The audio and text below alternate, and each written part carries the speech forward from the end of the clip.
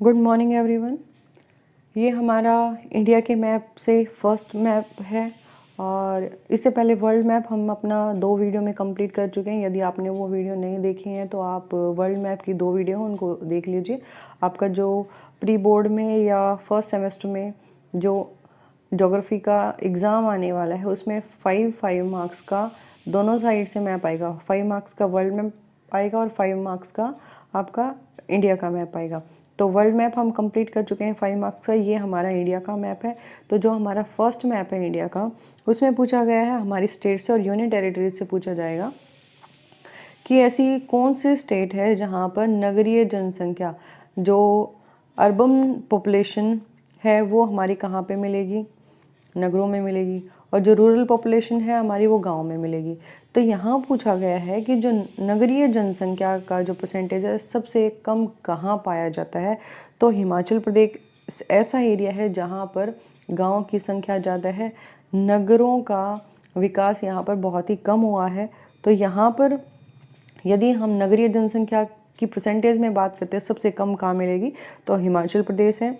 उसके बाद सबसे ज़्यादा यदि हम नगरीय जनसंख्या के प्रतिशत की बात करते हैं सबसे ज़्यादा कहाँ मिलता है तो ये हमारी स्टेट है गोवा। गोवा में सबसे ज़्यादा नगरीय जनसंख्या की परसेंटेज मिलती है हमें। उसके बाद जो हमारा सेकंड मैप है, सेकंड मैप में पूछा गया है सबसे ज़्यादा जनसंख्या घनत्व वाला राज्य कौन सा है। घनत्व हम कैसे निकालते हैं, पर स्क्वायर किलोमीटर का एरिया होता है, चारों साइड से हम निकालते हैं इस 1 स्क्वायर किलोमीटर के अंदर कितनी जनसंख्या निवास करती है। तो बिहार एक ऐसी स्टेट है जहाँ पर सबसे ज़्यादा जनसंख्या निवास करती है। यदि हम लेटेस्ट डाटा की बात करें तो बिहार में 1 वर्ग किलोमीटर में 1106 लोग हैं। 1106 लोग हैं जो 1 वर्ग किलोमीटर के एरिया में रहते हैं। और अरुणाचल प्रदेश सबसे कम घनत्व वाला राज्य है जहाँ पर किलोमीटर की बात करें कि 1 किलोमीटर के एरिया के अंदर सिर्फ 17 लोग ही निवास करते हैं। तो अरुणाचल प्रदेश हमारी सबसे कम जनसंख्या घनत्व में है और बिहार हमारा सबसे ज़्यादा जनसंख्या घनत्व में है। उसके बाद हमारा थर्ड मैप है जिसमें ये पूछा गया है कि 10 मिलियन से अधिक जनसंख्या वाले नगर कौन कौन से हैं कि जिनकी पॉपुलेशन 10 मिलियन से ज़्यादा है। तो यहाँ पर हमारी दिल्ली, कोलकाता और ग्रेटर मुंबई है जो मुंबई का आउटर वाला एरिया है वहाँ पर, बेंगलुरु और चेन्नई। ये 5 हमारी ऐसी स्टेट हैं जहाँ पर 10 मिलियन से ज़्यादा पॉपुलेशन हमें देखने को मिलती है। उसके बाद हमारा जो मैप नंबर 4 है, मैप नंबर 4 में हमारी क्रॉप्स के बारे में, फसलों के बारे में बात की गई है कि कौन सी स्टेट किस फसल के उत्पादन में आगे हैं। तो यदि हम यूपी की बात करें तो यूपी 2 फसलों के उत्पादन में आगे है, गेहूं और गन्ना। यूपी में गेहूं और गन्ना दोनों चीज़ों का सबसे ज़्यादा उत्पादन होता है। और कपास की हम कॉटन की बात करें जिससे सूती कपड़ा बनता है तो सबसे अधिक उत्पादन गुजरात में किया जाता है। ये हमारा गुजरात हो गया कपास के उत्पादन में सबसे आगे।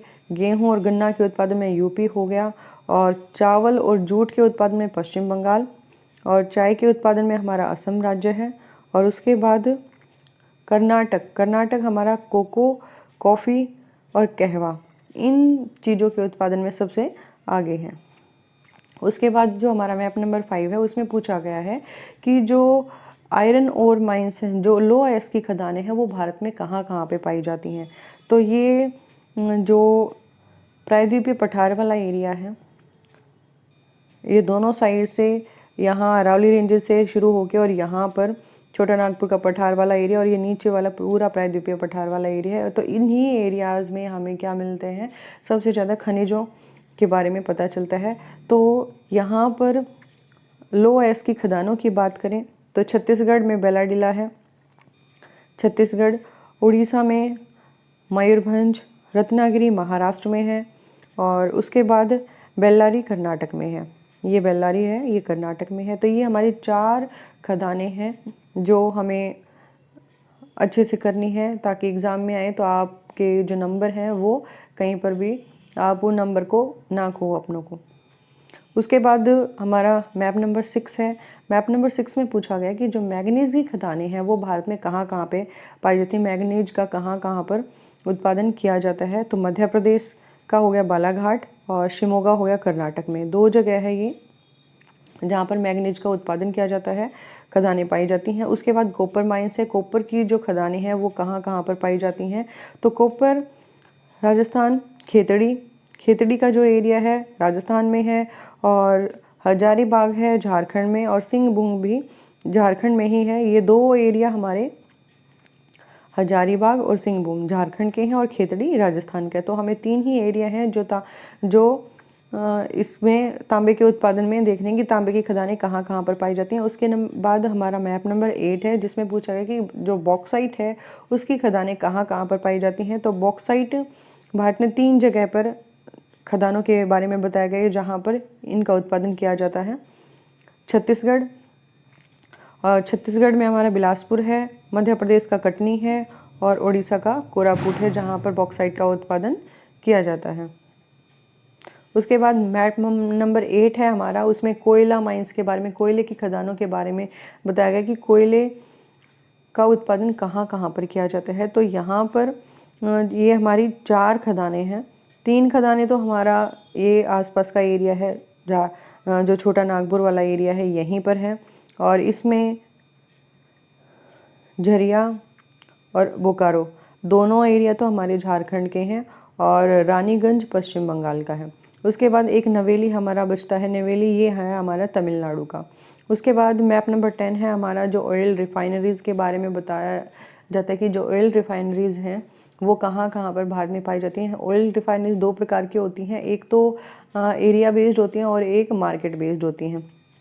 तो यहाँ पर हमारी जो खदानें हैं, ऑयल रिफाइनरीज हैं जहाँ पर ऑयल्स को फ़िल्टर किया जाता है, तो गुजरात के अंदर जामनगर में, और मथुरा यूपी के अंदर, और बिहार के अंदर बरौनी है। तो ये हमारी 3 ऑयल रिफाइनरीज हैं जहाँ पर ऑयल को फ़िल्टर किया जाता है, शुद्ध किया जाता है। तो ये हमारा इंडिया का मैप कंप्लीट होता है। होप सो कि आपको अच्छे से समझ में आया हो, और यदि कोई डिफ़िकल्टी या समझ में नहीं आता तो आप कमेंट करके पूछ सकते हैं। Thanks for watching video. Have a nice day.